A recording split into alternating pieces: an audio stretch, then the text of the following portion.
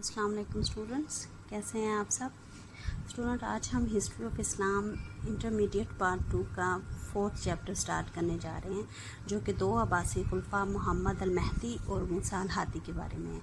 इससे पहले 3 चैप्टर्स में हम अब्बासी तहरीक और खिलाफत बनु अब्बास के क़याम के बारे में पढ़ चुके हैं। दूसरा चैप्टर पहले अब्बासी खलीफा अबू अल अब्बास अब्दुल्ला अल सिफा के बारे में था, और तीसरे में हमने दूसरे अब्बासी खलीफा अबू जाफ़र मंसूर के बारे में तफसीलन पढ़ा।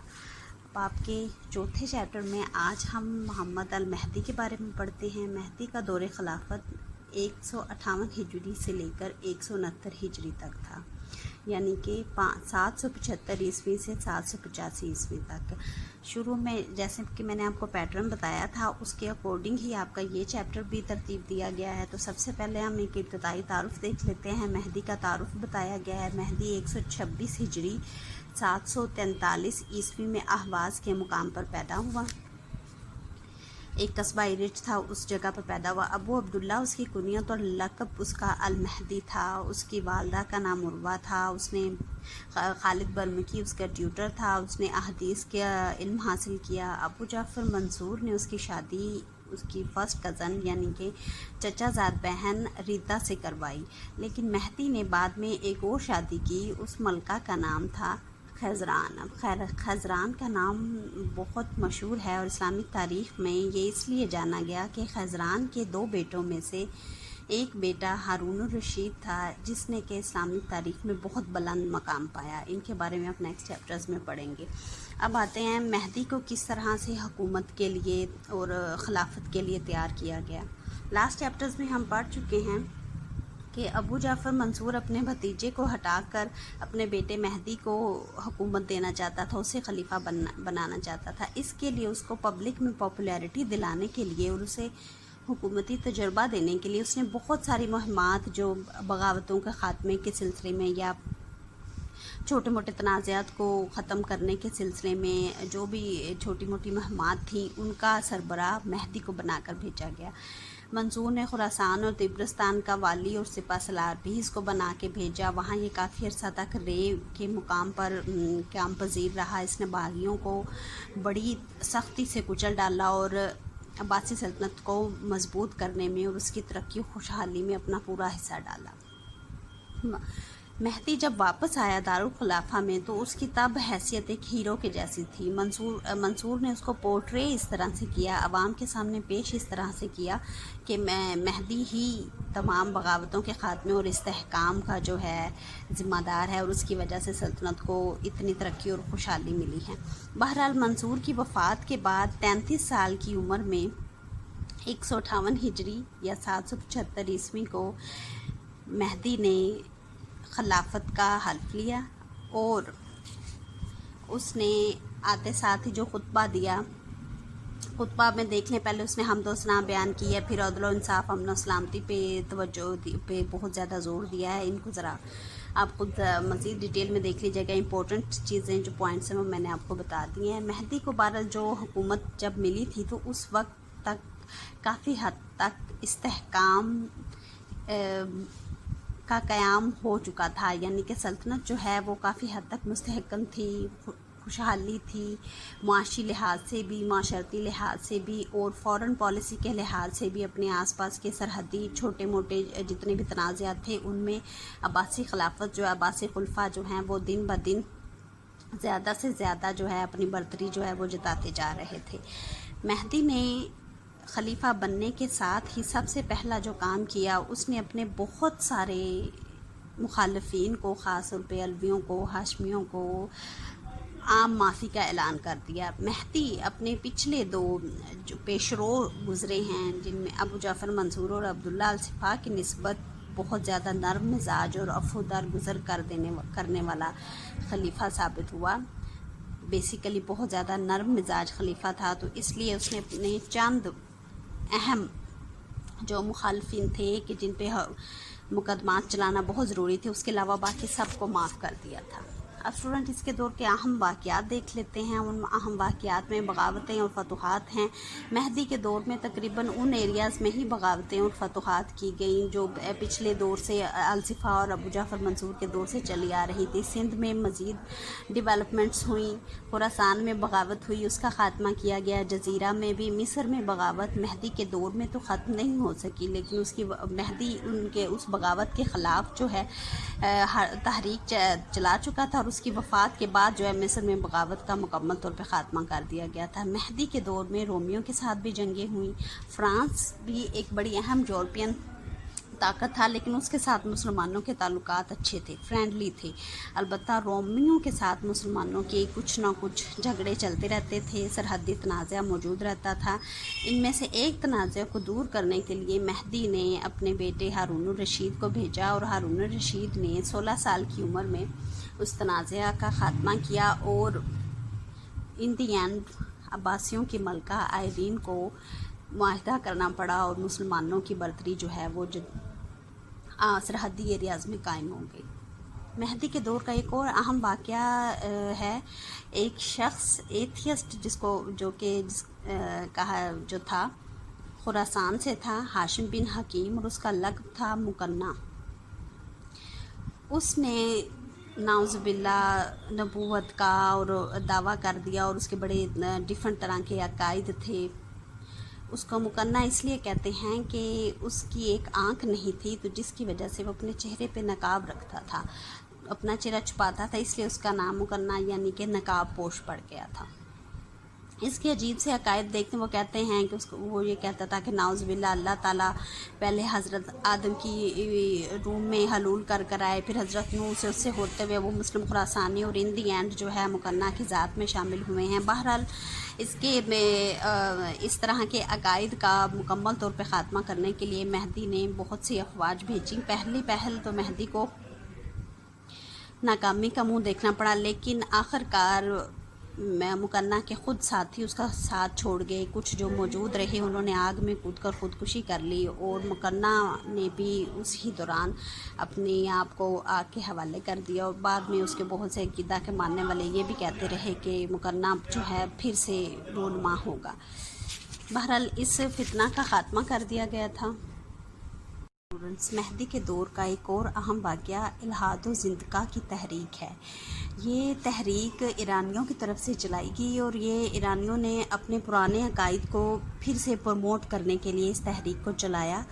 زندقہ اسٹوڈنٹ یہ عموماً کوسچن بھی آ جاتا ہے، اور میں بڑی اس پہ آپ کو توجہ سے کلاس روم میں بھی بتایا کرتی ہوں کہ آپ یہ کوسچن آپ کو یہ کانسیپٹ ذہن میں ہونا چاہیے کہ ایک تو کوسچن یہ ہے کہ زندقہ کو زندقہ کا نام کیوں دیا گیا، اور زند اور زندقہ میں فرق کیا ہے. تو میں آپ کو ابھی بتا دیتی ہوں. زندقہ تحریک تھی، آئیڈیاز تھے، خیالات تھے جو کہ مبنی تھے پرانی ایک مجوسیوں کی اہل فارس کی پرانی کتاب زند کے خیالات پر مبنی تھے، اس لیے ان کو زندقہ کہا گیا.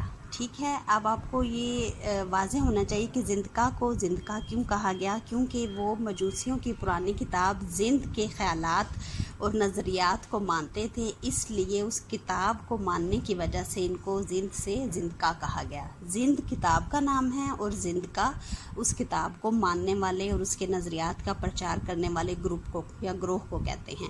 مجوسی آتش پرستوں کو کہتے ہیں. اہل فارس، اہل ایران قدیم ادوار میں آتش پرست ہوا کرتے تھے.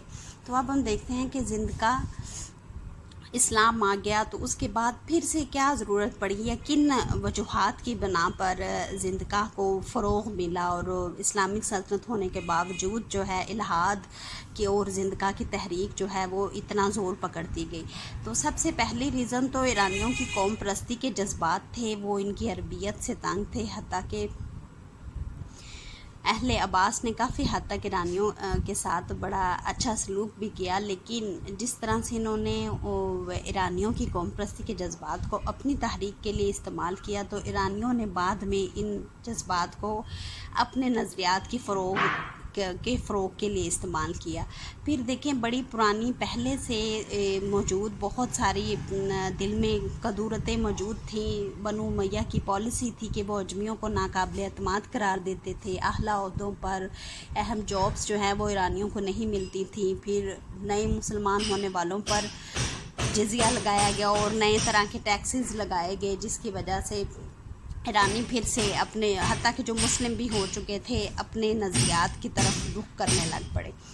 عباسی تحریک کی حمایت کی گئی اہل ایران کی طرف سے، بعد میں انہوں نے، اور اس حمایت کی وجہ سے ان کو بعد میں اعلیٰ عہدوں پر بھی سرفراز کیا گیا۔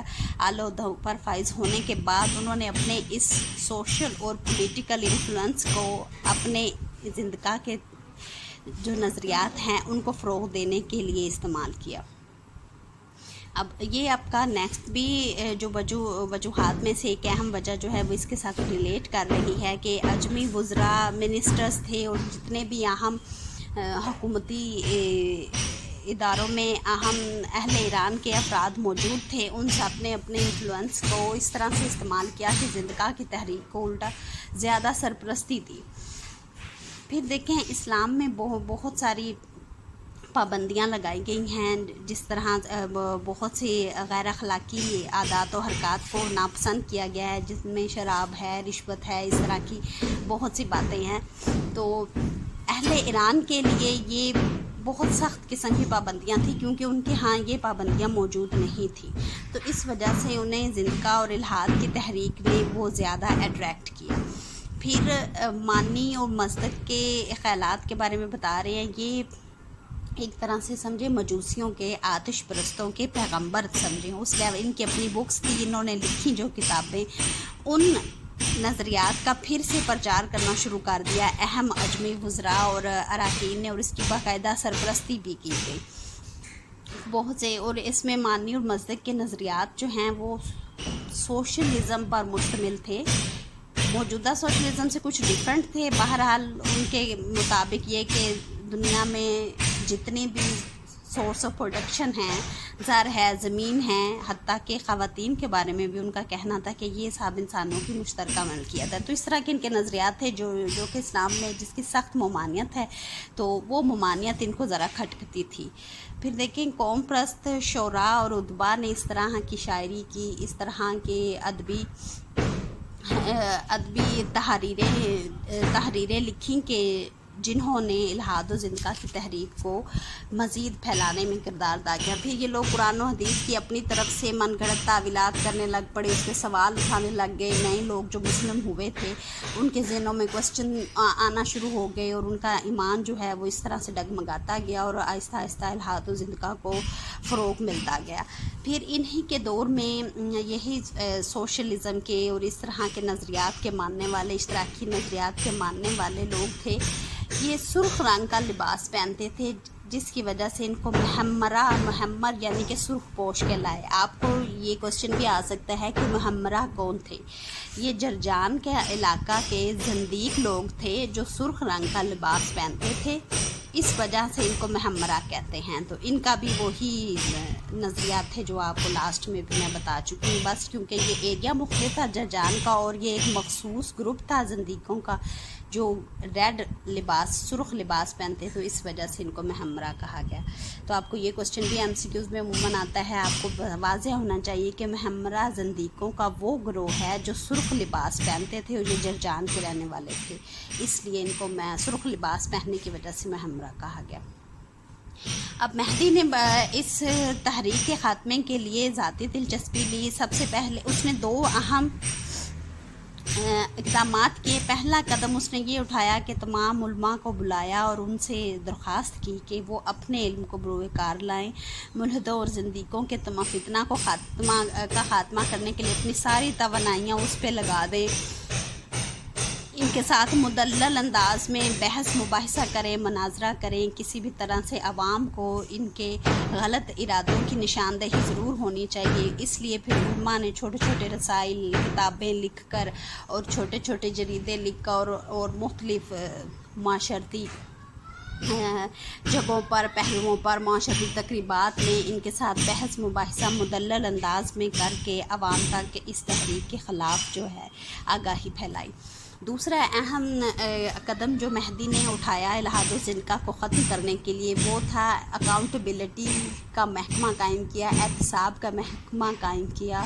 ایسے لوگوں پر، سسپیشیس لوگوں پر نظر رکھی گئی جو کہ اس طرح کے عقائد رکھتے تھے، الحاد و زندقہ کے عقائد پھیلانے میں ہم کردار ادا کرتے تھے، ان کو پکڑ لیا جاتا تھا، سزائیں دی جاتی تھی، حتیٰ کہ اپنے جو اس طرح کے نظریات کا پرچار کرنے والے لوگوں کو سزائے موت تک دی گئی۔ تو ان دی اینڈ یہ فتنہ بہرحال اپنی موت آپ مر گیا، حتیٰ کہ مہدی نے مرتے وقت وصیت بھی یہی کی اپنے جانشین کو کہ الحاد و زندقہ کے ماننے والوں کے ساتھ کسی بھی قسم کی نرمی نہ برتی جائے۔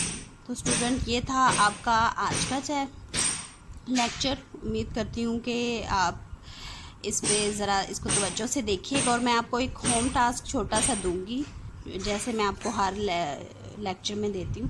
تو آپ کا ہوم ٹاسک یہ ہے کہ آپ نے الحاد و زندقہ پر ایک نوٹ لکھنا ہے، یہ کیوں پھیلا اور اس کے خاتمے کے سلسلے میں، اور یہ کیا تھا، کیوں پھیلا اور خاتمہ کیسے ہوا۔ یہ 3 آپ پیٹرن بنا لیں اپنے نوٹ کے، اور آپ تقریباً 1 پیج پہ مشتمل اس نوٹ کو لکھیے گا یہاں سے پڑھ کے۔ الحاد و زندقہ کیا تھا، کیوں پھیلا اور کیسے ختم ہوا، کیا، کیوں، کیسے، اس پیٹرن کو اپنائیے اور نوٹ کو لکھیے۔ اسٹوڈنٹ یہ تھا آپ کا آج کا لیکچر۔ کل انشاءاللہ پھر ہم مہدی کی شخصیت و کردار کے بارے میں پڑھتے ہیں۔ تب تک اللہ حافظ۔